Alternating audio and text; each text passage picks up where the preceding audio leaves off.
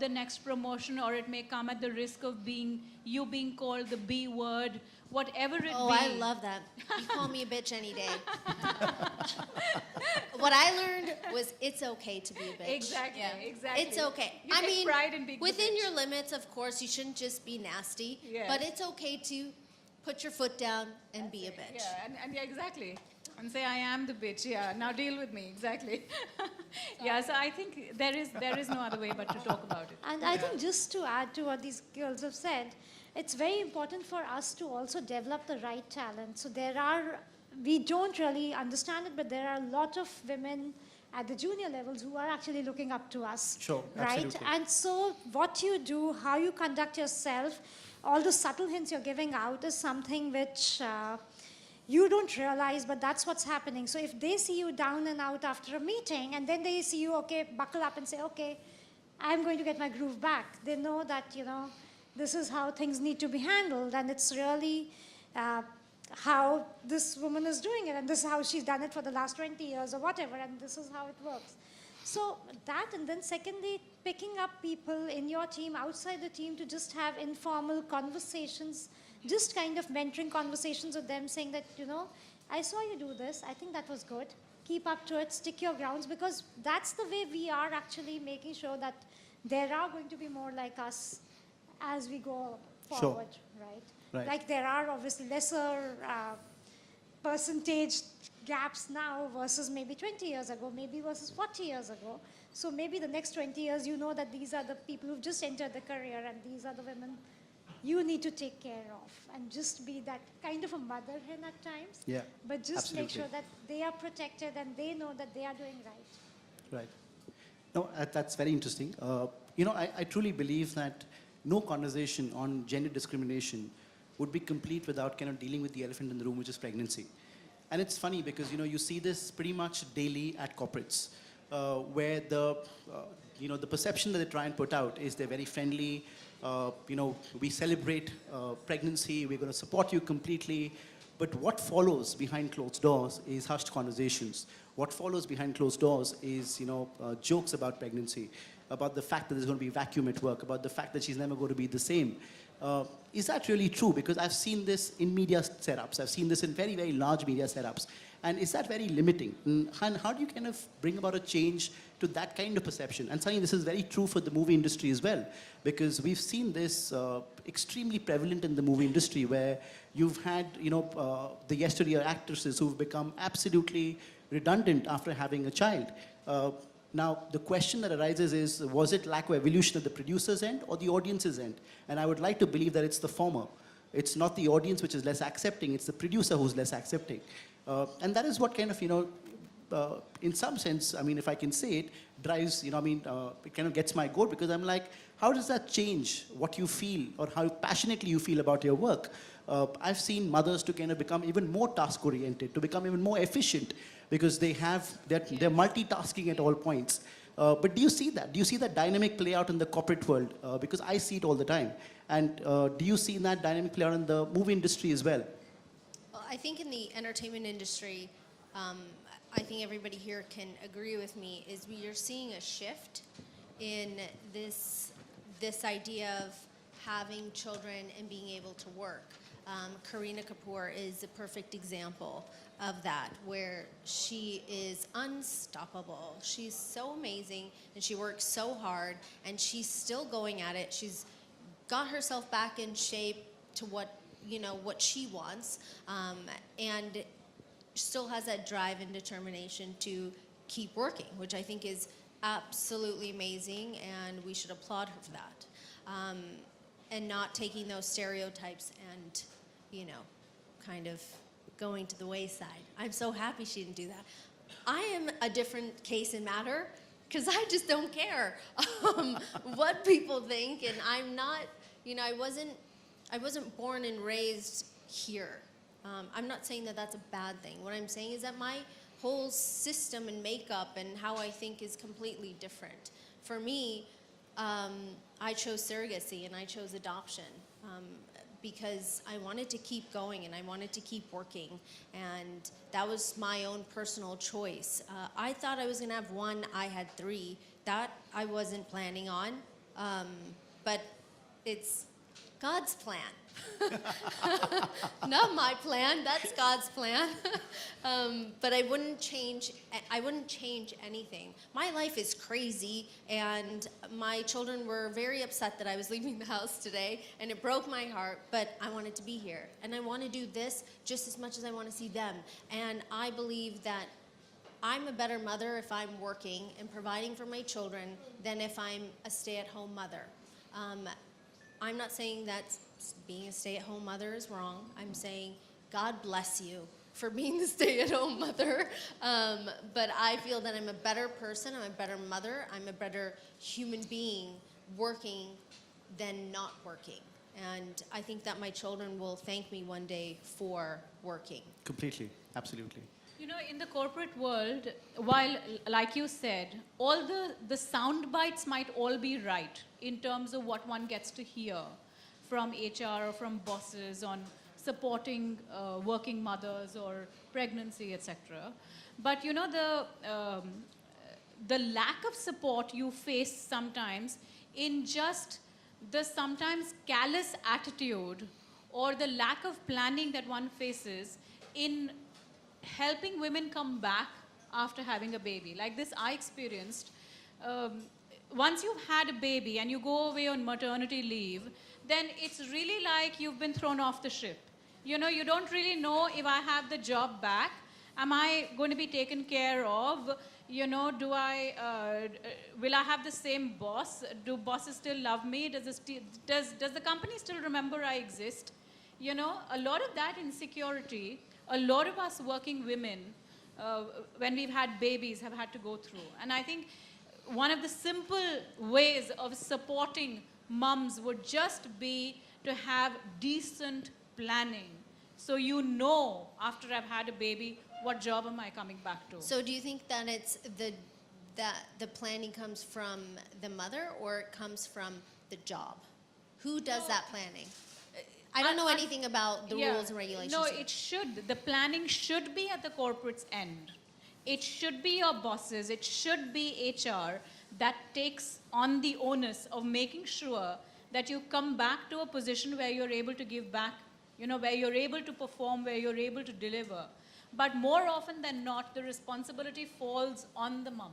In the sense, you know, even with me, I had to go knocking from door to door to say, hey, I'm now available, you know. I just have a question to clarify sure. for me. So when a woman here takes maternity leave, do you just disappear or do you keep in contact with everybody or do you work from home a little bit? How does that work? No, so you disappear in the sense that you are, you know, entirely with your baby. You may wish to keep in touch with the office, and you may even wish to continue being in touch with work. But the problem is that the office is viewing you as a sunk investment. The office is looking at you and saying, oh, she's gone away for 3 months, or she's gone away for 6 months. And, you know, in these 6 months, in any case, we need to hire either a temp resource or we need to bring in someone as a replacement. And when we bring in this person as a replacement, then what are we going to do with her? You know, or she should be comfortable taking a setback in her career. She should be comfortable getting a promotion now 2 years later because she's chosen to have a baby. So she's not going to be as productive. Yeah, How and long give is smaller- maternity leave? Sorry, yeah, sorry. How long is maternity leave? 6 here? months. 6 Really? months if you have a generous organization. That's amazing. No, but I believe the government I has... wish I could take 6 months off my job. No, that's coming from the amazing. government recently, Sunny. I mean, it used to be 3 months earlier. The government is now... In America, I think Yes. it's like, I think it's 2 to 3 months only. Yeah, so the government has now mandated most organizations to try and give 6 months of paid leave, which has come as a mandate now. So that's a good thing, I believe. UK is 1 year, I think. Is it? I'm Yeah, not aware of UK that. or the Nordics, there's 1 year. Yeah, even I think 6 months is too less. I mean, because when, you know, you're dealing with how you're looking and you're dealing with everything that's changing inside you, and then there's a little baby. So between the physical and the emotional bit, there's a lot of stuff that you have to deal with. Right. So then, if you had an employee that came to you right now and said, I'm pregnant and in a few months I'm going to have a baby, what is your plan? What would your plan be for her? I think I would figure, I mean, one has to discuss when are you coming back to work. 6 And- months later. Yeah, so 6 months later, if you're coming back to work 6 months later, one has to plan in the interim, what am I going to do? Alternatively, I then decide that this job, which you were doing until now, I give to someone else, and you're going to come back to another job where we feel you'd be better placed to perform better. But and what it's if gonna she be a wanted her win-win. old job back, but she's disappeared for 6 months? Then what? Then you have to find the replacement. You know, you have to plan for that. I mean, one doesn't announce pregnancy overnight. You know, there are 9 months until you actually go away. So in those 9 months, it's more than enough time for manager and subordinate to be able to plan and figure what are we going to do in those 6 months. Sorry, we're just out of time. Yeah. One last question that I want to conclude this with. Do you guys really feel that women make better bosses and better leaders, considering the fact that they tend to take a more holistic approach to leadership, to people management? And I mean, yeah, so would love to kind of understand your perspective in that.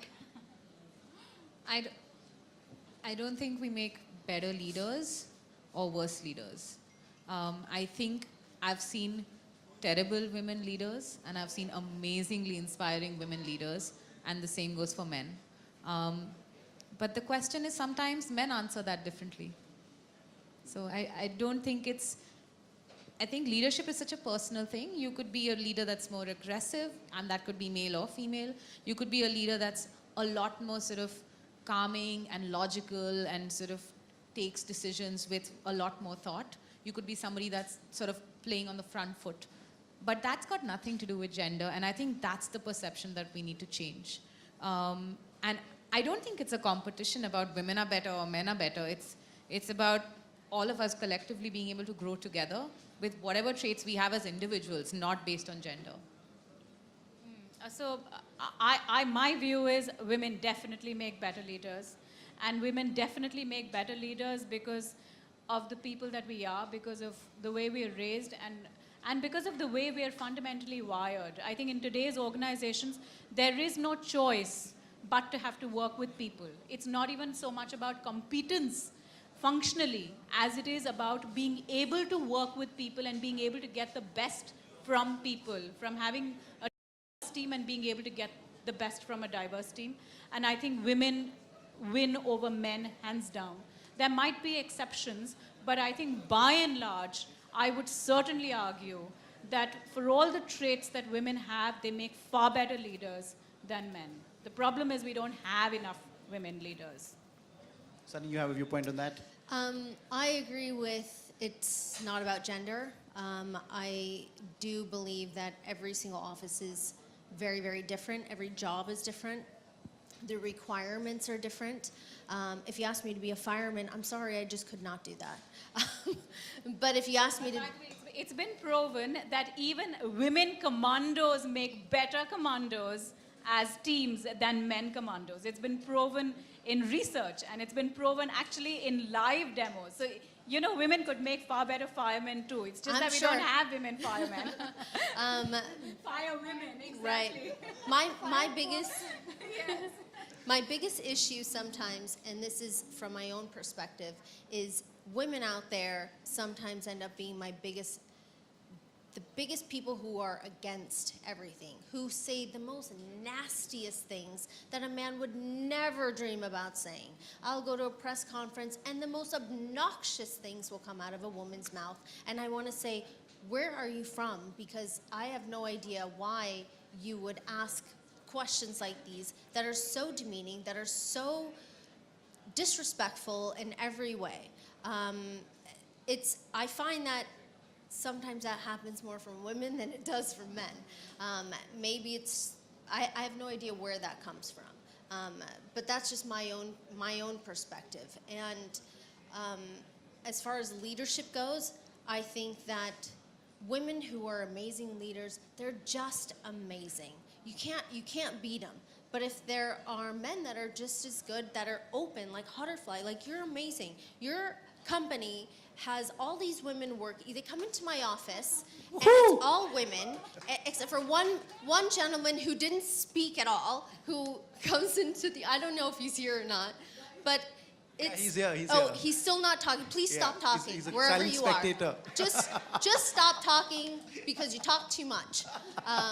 But I do think that there are male leaders out there like yourself who are embracing the idea of women voicing their opinions and doing things that they want and being able to talk about subjects and bringing the four of us on stage with you to talk about some of these extremely important issues. So I do think that there's a shift happening. So whether it's a male leader or a female leader, to me they fall into the same category. Fantastic. I just Wow. want to say thank you Thank for you. making me a thank part you of Hauterfly. That's Okay. lovely. Thank you, Sunny. So I would kind of agree with Vani on this, and I think maybe we are more battle wounded than the other women here. But you know, it's. I mean, of course, there are leaders and there are people who look up to both men and women. What I just feel slightly is that women are far more empathetic and they try to build a team better, whereas a guy would be slightly more self-focused and he would have all the odds working for him, versus women have to fight against the odds, take care of a team and make sure that, you know, somewhere you also fight the self-doubt you have, fight your own confidence issues, things happening at home, pregnancy-related breaks, everything that we've talked about. And just, you know, be there that, okay, I have been able to do what I am and what I am doing right now in spite of everything. And so, you know, you tend to look at what are the positives in the person and try to really build that up. And I think the mentoring, coaching kind of mindset women have just works better in actually making the entire team come up than maybe a men team would be there. So I know you've got an A team here, but you know, it's like, again, it's a collective effort. No, I It is completely there. agree. I absolutely versus agree if with I'm that. just talking about individuals, and I would say that individual A versus individual B, if you see their stories, if you look at the life journeys, you will understand that the gender neutrality doesn't really work. I really want to work for you one day because you seem like you would be the nicest boss. The nicest boss. She'd be like, I think okay. we all want to work with her. I would agree Yeah, to that. I would vouch for that, having worked with Bhavna. See, Not I was directly, right. but for sure. No, this has been great, ladies. Thank you so much. I think this has been a really fruitful discussion and a very insightful discussion. Can you have a big round of applause for all the panelists here, please, guys? Thank you. Thank you.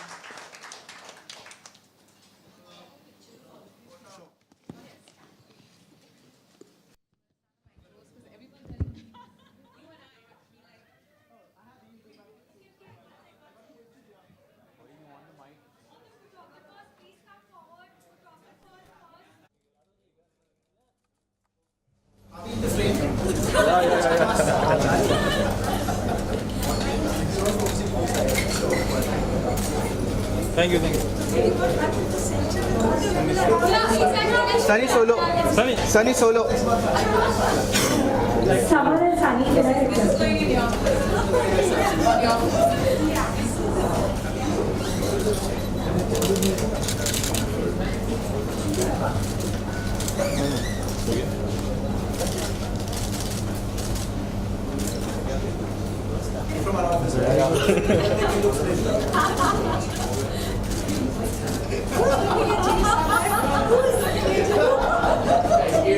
Thank you.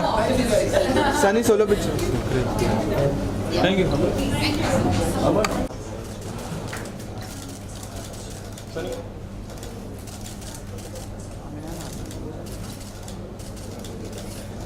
Done? Sunny solo. Sunny solo pictures.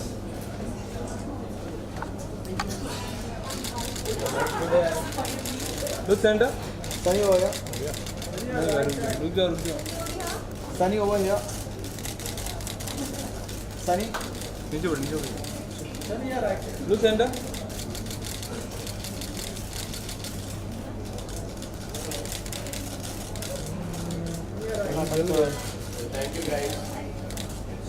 Thanks for coming out, everybody. Really means a lot.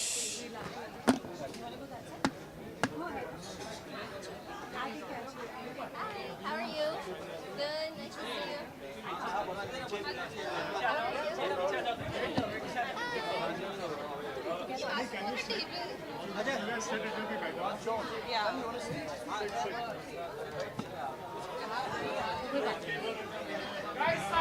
सब कुछ नहीं मिल सकता हमें.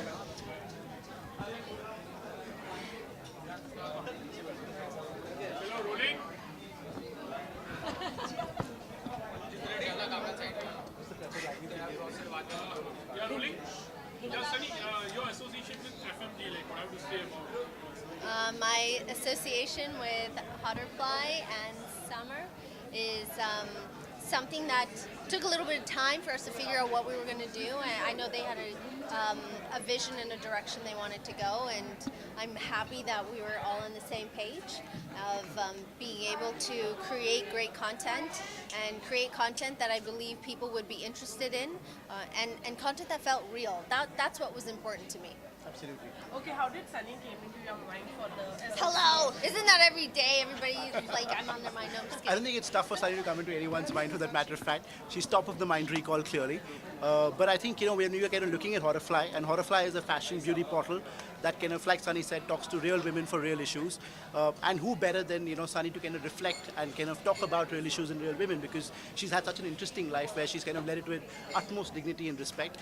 So we saw that marriage happening absolutely beautifully. Okay, Sunny, tell us like how was it associating with him and all? The association is absolutely amazing. I think that when you can have an association with a company and be able to be on the same page and have the same concerns and be able to be open to suggestions or different ideas, as most people must know, I'm pretty opinionated, and it's, even though I'd like it to be my way or the highway, I know that can't happen, and it has to be a give and take. And I think that everything that we've shot so far has been something that we've agreed on, that it should feel like we're making great content, and I think that's what's most important. Yeah. Sunny, how do you feel you are good in business, like, as a businesswoman? How do you handle your business? I think every company is different, and both Daniel and I have a no bullshit approach for a lot of different things. Everything's pretty black and white, straightforward. We don't believe in the idea of making people run around in circles. I think our deal is pretty easy. Yeah, absolutely. It was, and they usually are. And as far as our employees go and everybody, we just believe that everybody should work hard. And I know what I put into my day, and I expect the same thing from my employees, and that's it. Sunny, last question. दूसरे digital platform से या कोई भी women's web magazines हमेशा से रही है, तो as an investor what are you adding जो पहले किसी मैगजीन या किसी डिजिटल प्लेटफॉर्म में नहीं है? I don't think it's about what somebody's done or what somebody hasn't done. I think this is about taking ideas that maybe have been spoken about before and giving it our own spin, our own thought, my own opinion of those things, and their statistics and their opinions of how it should be shot and things that we should talk about. I believe that the biggest thing for myself was that it should feel real. It should feel like if anybody could go out and do the things that we're talking about, and or providing the steps of how that woman can accomplish these things. Sunny, we're talking about Bollywood, like you're talking about equality, like maybe you're talking about gender equality. In Bollywood, do you feel the actors, has that kind of a equality, like in compared to the hero? Well, I think that each actor is different. I do believe that there are differences. As far as myself goes, I can only speak about my own experiences and what I've gone through, and it's not been easy. I've had to create my own path, and my team and Daniel and everybody, we have to fight tooth and nail to do everything that we want to. Do I have the best of lineup when I have a film coming out? Do I work with those big A-list actors? No, but I create my own path and I make my own decisions, and I'm happy for that. And I'm happy that I'm able to do things my way, and which is the most important to me. No one's telling me what to do, and I like that. Okay, Sunny, as you have talked about the Sunny, one last question. last Sunny days question. a year, what do you do to beat the sun? Wait, what? Sunny days, I mean to say it's hot out. It's hot outside. Last question, guys. What am I doing to beat the sun? I don't know. I'm going to Rajasthan for a month. I'm going to be in the sun every single day. That's going to be a very good question. But if I had to say something, it'd be coconut water. It would be a lot of light food, not fried stuff, and light clothing, nothing too heavy, and that would be really uncomfortable. That'd be Thank it. you. Thank you guys. Thank you. Thanks a lot.